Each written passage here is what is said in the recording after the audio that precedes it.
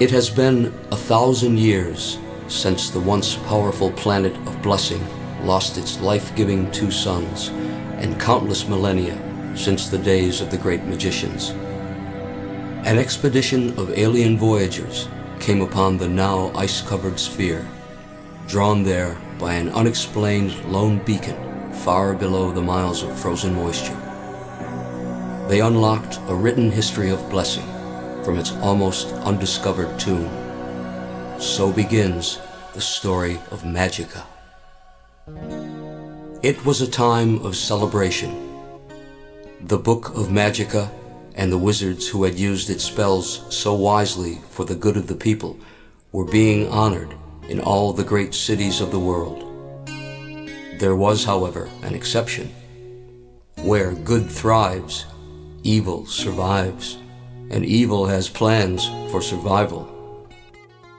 The celebration of thanks and prosperity would signal the forces of evil side to begin the attack and ultimate capture and destruction of Magica.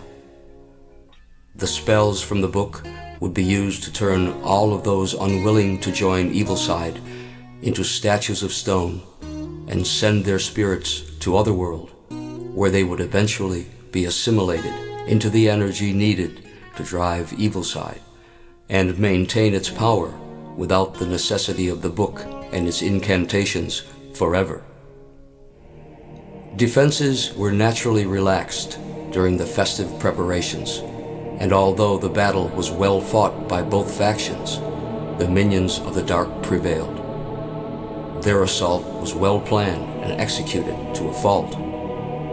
After overwhelming their initial opposition, they pushed on to the sacred ground upon which the Book of Magica rested. They possessed a much weaker form of magic themselves, and although it would be normally quite useless against the strength of Magica, the inability of the wizards to gather themselves together in time, coupled with the perfect timing and determination of the attackers, spelled doom for the book and its followers. The leader of the insurrection was the high priest and executioner known as Shadowcast. His presence could make the naughtiest of children become obedient and inspire great fear among the adult population. This man, most vile, would now be ruler of all and answerable to none. His reign would plunge blessing into eternal darkness and prepare the way for the coming of his master, Astaroth, the Grand Duke of Hell. The capture of Magica did not, however, mean that Shadowcast had finally reached his goal. He must now find and conquer Blessing's Grand Wizard and legendary hero, Ariel. Ariel, who defeated Evilside time and again with his understanding and use of Magica's spells. He would be the last stumbling block to total domination. Ariel had removed himself from the general population in anticipation of everlasting peace, and now he devoted all of his energy to meditation and praise of his God. Lately, though, he had been visited by many temptations in his dreams. Promises of pleasure, riches, and power raced through his sleeping mind. All these lures had been placed there by Shadowcast, hoping to avoid confrontation between this dominant man and his own villainous forces. Ariel, however, had resisted these solicitations and was now warned of some impending danger. He managed to make his way to the sacred ground by cloaking his identity with simple spells, only to be discovered just before his attempt to rescue the Book of Magica, but not before he was able to memorize the most important of Magica's charms, the spell of restoration. The ceremony of Thanksgiving was now directed toward the transmission of spirits to Otherworld. One by one, the good souls of blessing were turned to stone and sent on to their grisly fate, until only the noble Ariel remained. The spectacle that followed was meant to degrade Ariel and raise the courage of the cowardly supplicants of Evilside. but true to his indomitable bearing, he promised to return and banish evil side forever. Then he was gone. The horrors of Otherworld are now revealed to the masses huddled together for some small measure of comfort. First, the adults were separated from their children amid cries and pleas for help. Next, the old ones were taken away and assigned to a place very near the assimilation site. They were guarded by monstrous, misshapen denizens of this mist-shrouded Netherland, who constantly harangued the inmates with promises of pain and extermination. Intermittent bursts of flame shot up from jagged cracks in the ground, threatening to consume anyone in its path. Shrieks of torment could be heard piercing the murky atmosphere, further unnerving the petrified captives. Only one seemed unaffected by all the inflicted fear and turmoil. Ariel's strength and determination soon pacified the men and women with whom he was confined.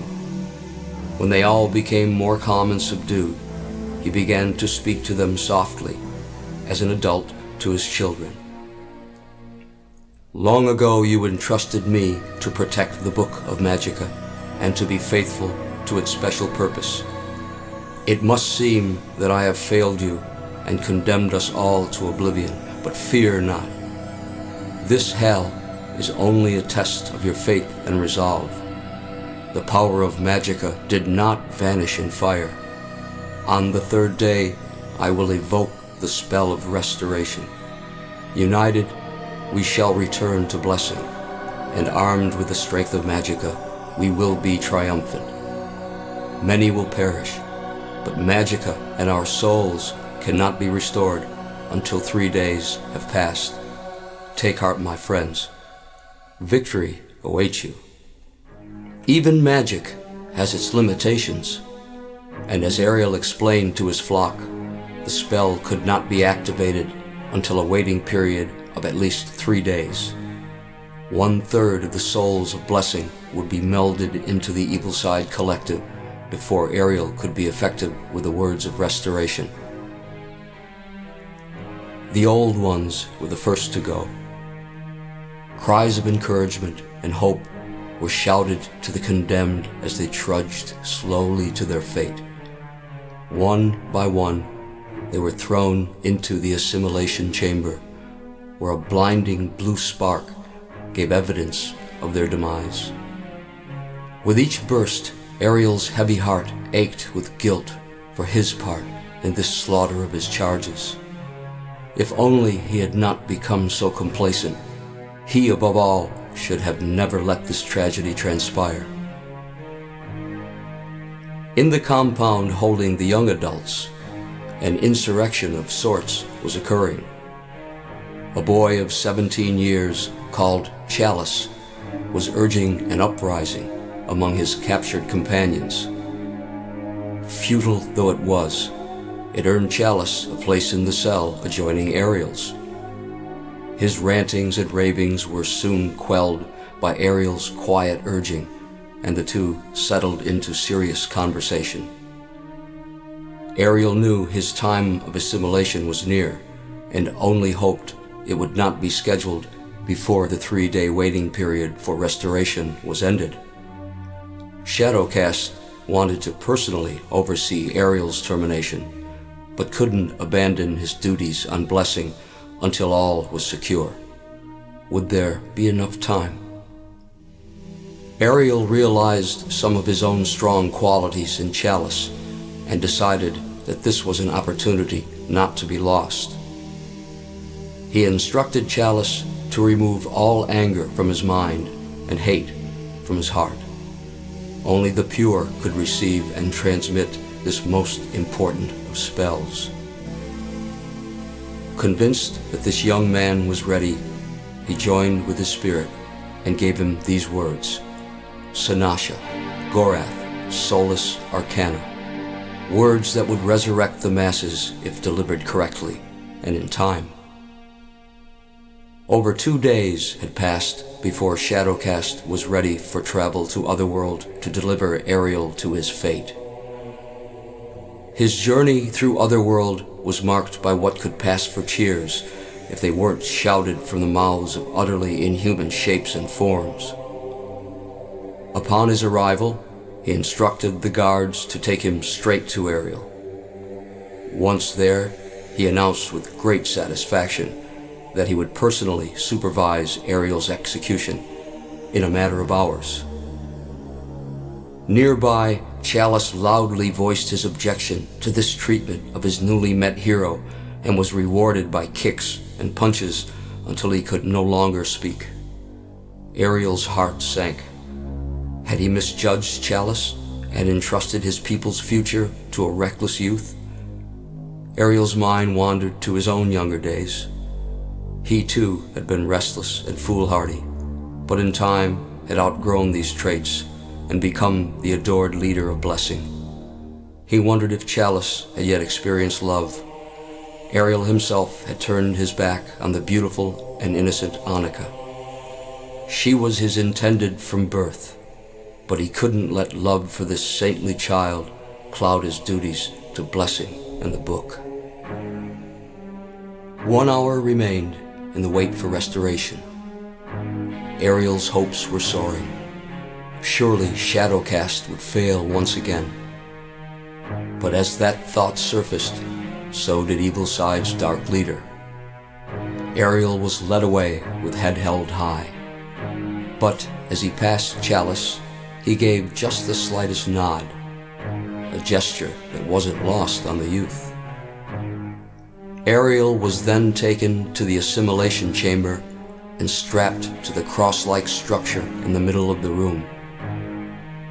Seconds were all that stood in the way of resurrection or destruction. Shadowcast walked to Ariel, presumably to gloat one last time to his old nemesis. Ariel welcomed the time that would be wasted, but at the last moment, Shadowcast seemed to reconsider and raised his arm in signal for the end to begin. The arm dropped, and with crackle and hiss, Ariel was no more. Shadowcast and his minions erupted with joy, never again to be slaves, now to be masters. Chalice heard the cheering and knew that Ariel had passed without time to summon the spell. Now only he could influence the future. He heard the rattling of armor and realized they were coming for him. Soon the guards appeared and dragged the struggling Chalice from his confinement. One of his jailers struck him a mighty blow across the face, and suddenly all his anger left him. He was sure of what he must do. Thunder starts from silence, and he would be thunder. Chalice was taken to the chamber and secured to the cross. Shadowcast approached him and asked if he had any last thing to say before assimilation. Chalice smiled and said he did. Then, with an evil laugh, Shadowcast raised his arm and announced that his question was only a final killing joke. It was now or never. As the arm fell in signal, Chalice shouted out the spell, Sanasha, Gorath, Solus, Arcana, and all hell actually broke loose. Chalice and the good folk of Blessing were bathed in an incredible rush of light. Shadowcast and all his wicked throng writhed in agony in the darkness they were spawned from, as the fierce illumination sought them out and consumed each troll, ogre, and gargoyle in a horrible melting frenzy. Shadowcast, hiding in the last black space to be found, watched the light creep irresistibly toward him. At the last moment, he cloaked his body with his unpriestly robe and muttered what sounded like an oath as the light touched the cloth. The robe erupted into flame, and then there was nothing.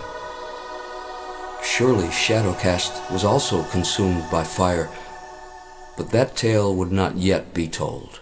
Now, as each remaining citizen of Blessing was transported instantly back to their home, they found themselves standing among thousands of recognizable stone statues. These monuments represented their fallen comrades and would ever be a lasting testament to the dangers of evil and the power of Magica. Now came the time of mourning. Funeral pyres brightened the night sky for weeks, and songs of sorrow could be heard across the land long after the flames had sputtered and died. When the prolonged periods of grieving had ended, the citizens and their council directed attention to the task of anointing a new leader and protector of the restored Book of Magica. The choice seemed a simple one. Chalice had resurrected the populace and the book, but many questioned his youth and inexperience. The debate raged on as the time of choosing approached. The candidates were summoned to the sacred place. Eloquent speeches were made on behalf of them all. Only Chalice lacked a champion, and it seemed certain that he would be passed over. "Will anyone speak for the boy?" asked the council. The question was greeted by silence as the judges turned away to cast their votes. Then the quiet was broken. A handsome woman with golden hair, now flecked with traces of gray, spoke. "Chalice must be chosen. This is the secret I have carried with me for all these years. Although I was once rebuffed by my only true love, Ariel, our brief union produced the young man standing before you. Ariel was never to know that he had sired this free spirit, but he will live on through his son's achievements, if you now find him worthy." So spoke Annika, mother of Chalice. The decision was now reached quickly. Annika's revelation left little doubt in the minds of the counselors that Chalice should indeed succeed his father. Evil side had been defeated. Shadowcast was hopefully destroyed. Chalice had been chosen to lead his people. And despite the huge number of casualties, the old way of life began again. But evil does not easily die. Shadowcast did indeed survive and persist in his attempts to challenge and conquer blessing. Great battles would be fought. Brave heroes would rise to the occasion and legends were created. There was, of course, the unforgettable War of the Dark Peace when Chalice but that's another story.